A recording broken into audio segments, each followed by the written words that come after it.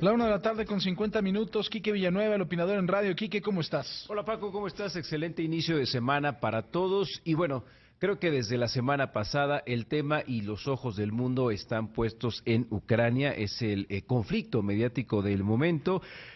Tanto en las redes sociales como en las conversaciones, todo gira en torno a Ucrania. De hecho, durante el fin de semana estábamos viendo cómo algunos atletas dejaron de hacer deporte para irse a defender a su país. Algunas modelos, Miss Universo también, se veían de ahora vestidas con la indumentaria militar y portando algunas armas. Incluso ya hasta hay tiktokeros de la propia guerra, lo veíamos en la mañana, de estos tiktokeros que de esta manera, haciendo bailes en las redes sociales, le avisaban a su familia que dentro de todo el conflicto estaban bien.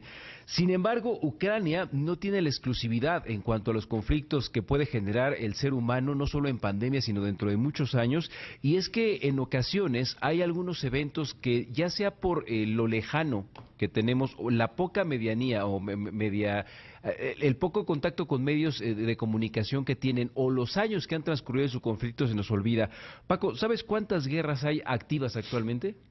Pues bueno, la de Corea, la de las dos Coreas, que solamente tiene un armisticio, esa es legalmente la que está activa, Ajá. y no sé cuál sea la otra. A mí me impactó, hay 63 conflictos en este momento en el 63. mundo, 63 conflictos. Obviamente, bueno, pues uno de los principales está el de Afganistán, cuando dejaron los estadounidenses el país, y obviamente Estás hablando de conflictos armados, pero conflictos. no lega en guerra en el lenguaje internacional.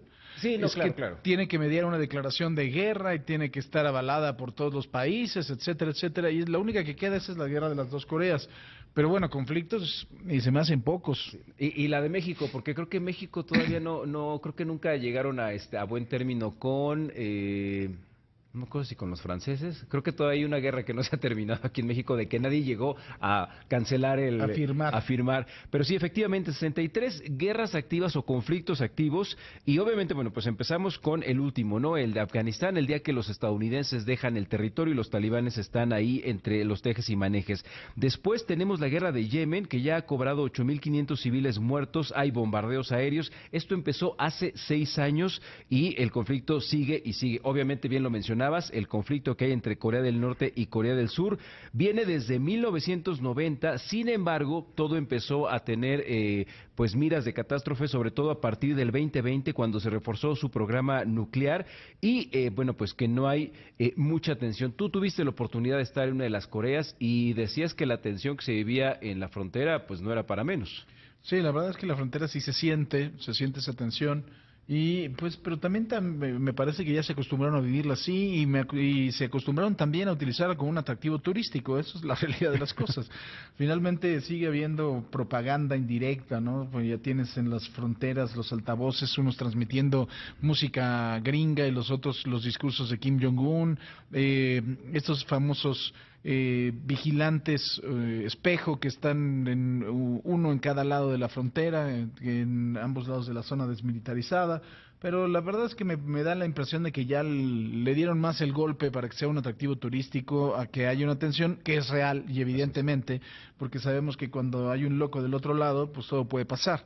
Y sobre todo por la cercanía que tiene, ¿no? La frontera con Seúl. O sea, estás hablando que cuando mucho, en 1 hora y media tendrías una cantidad de tropas impresionantes ya en Seúl. Así exactamente, que también decían que era un poco el miedo que había en Ucrania, que se empezara a normalizar este conflicto y que de repente se convirtiera en el gran territorio armado y con peleas que ya incluso se vea como cotidianidad. La que sigue es la de Siria, que ya cumplió 10 años en conflicto. En el 2011, esto es entre fundamentalistas y las fuerzas del gobierno, ha cobrado 384.000 muertos y prácticamente ha provocado que una cuarta parte de la población esté refugiada.